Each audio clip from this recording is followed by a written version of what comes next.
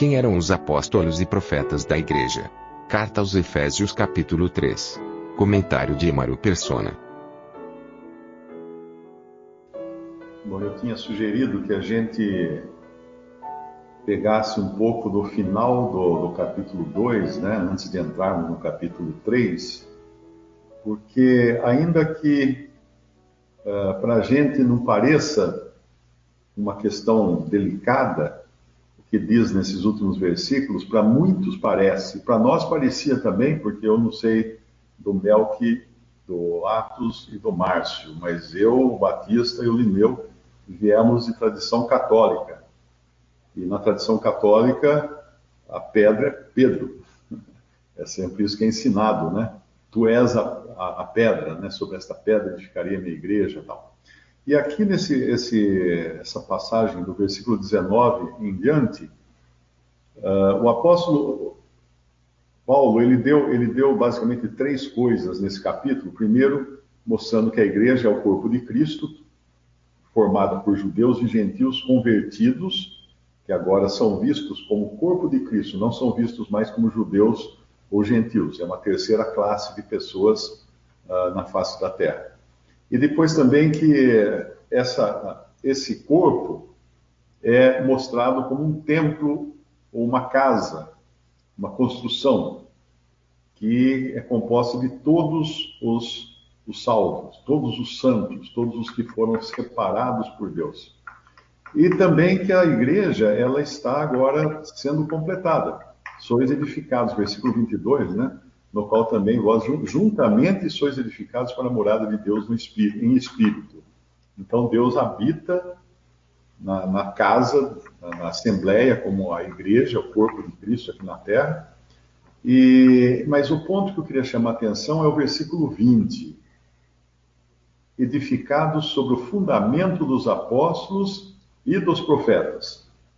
Esse é o ponto que eu acho que a gente pode discorrer um pouco sobre isso, porque... Deixa eu só arrumar minha tela aqui para eu poder enxergar minha Bíblia. Edificados sobre o fundamento dos apóstolos e dos profetas. É muito importante entender aqui que apóstolo só existiram aqueles que o Senhor escolheu, e depois Matias foi acrescentado em Atos capítulo 1, quando os outros apóstolos falam que deviam encontrar um, então, que tivesse andado com Jesus desde o começo do seu ministério. E aí entra Matias no lugar de Judas, que tinha se suicidado e tinha, claro, não era realmente alguém convertido de verdade, era um que só pegou embalo porque Deus assim o permitiu.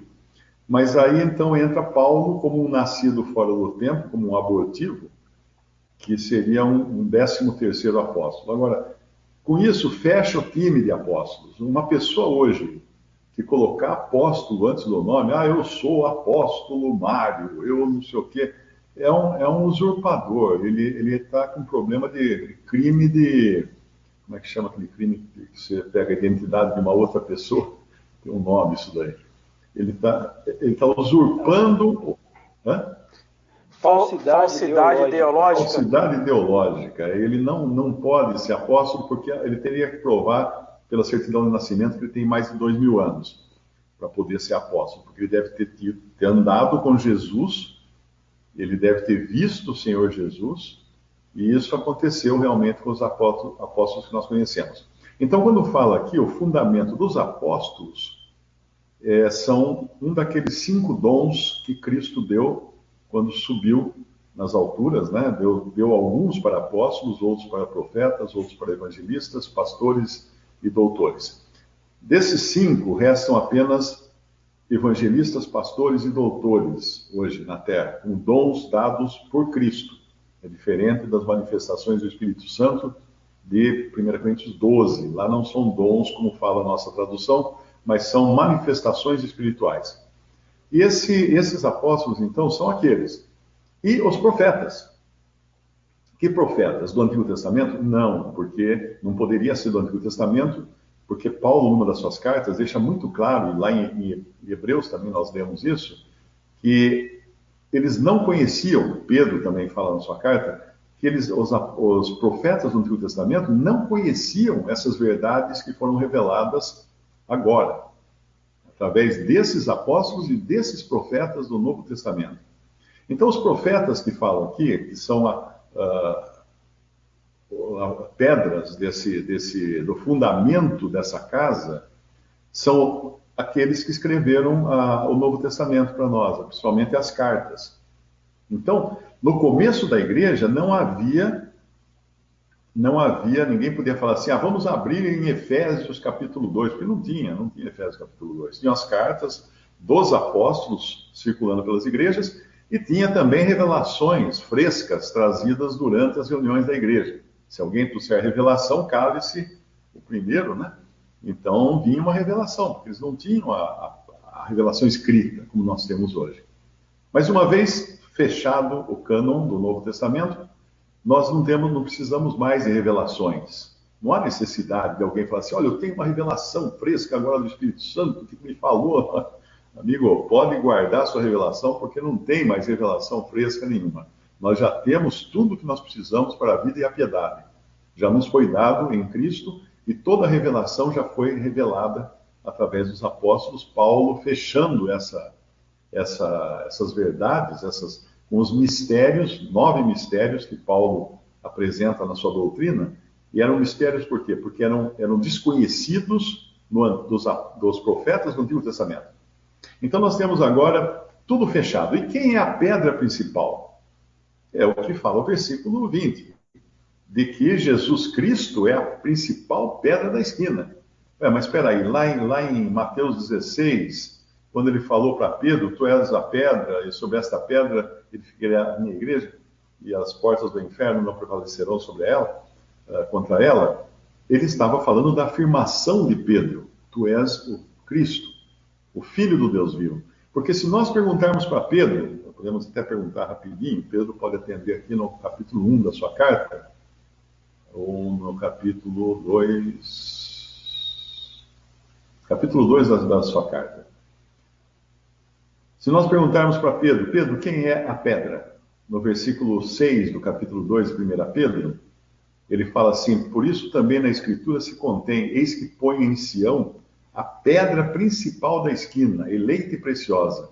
Quem nela crer não será confundido. E assim para vós os que credes é preciosa, mas para os rebeldes a pedra que os edificadores reprovaram, essa foi a principal da esquina, e uma pedra de tropeço e rocha de escândalo. E no versículo 3, ele fala assim, se é que já provastes que o Senhor é benigno, chegando-vos para ele, o Senhor, pedra viva, reprovada na verdade pelos homens, mas para com Deus eleita e preciosa. Então Pedro respondeu já quem é a pedra, nós não precisamos nem debater sobre isso, ele já falou que a pedra é Cristo. Então, voltando lá em Efésios 2, apóstolo hoje não tem nenhum. Seria a mesma coisa eu falar assim, eu sou médico, me chame a partir de hoje de doutor Mário, eu sou médico neurologista, pode deitar na mesa aqui que eu opero o seu cérebro. Eu vou ser preso, porque eu não tenho essa capacidade, não é? Então, hoje ninguém é apóstolo, ninguém é profeta, no sentido dessas duas classes de pessoas que estão sendo mencionadas aqui. Apenas uma observação aqui, ligada a esse fundamento dos apóstolos e dos profetas. Essa observação é o seguinte: qualquer coisa, qualquer doutrina, qualquer pensamento, qualquer ideia que alguém possa trazer que não esteja de acordo com as epístolas dos apóstolos, com as cartas, com o que é a doutrina dos apóstolos, deve ser rejeitada.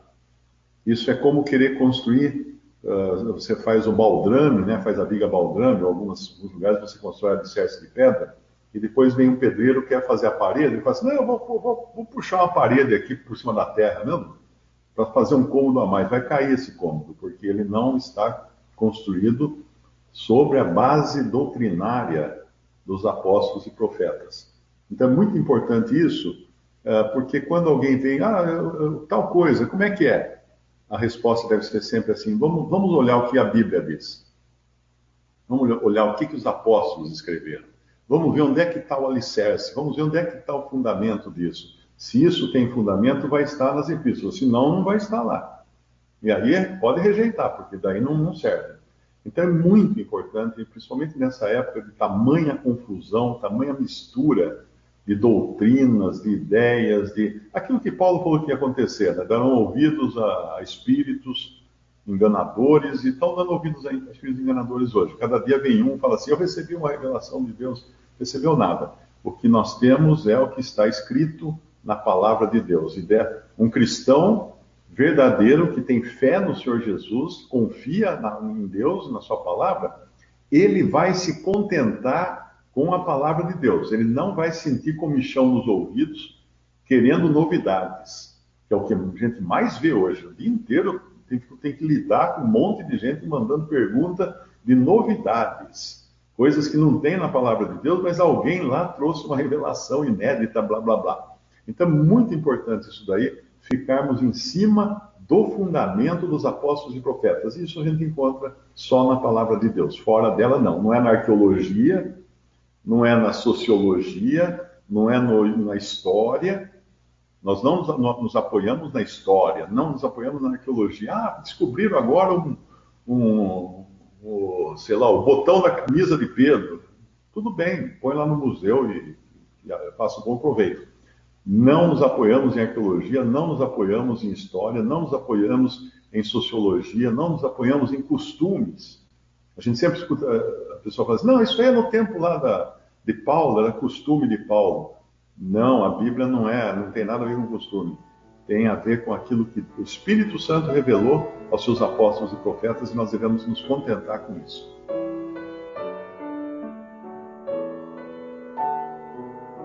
Visite Respondi.com.br. Visite também 3minutos.net.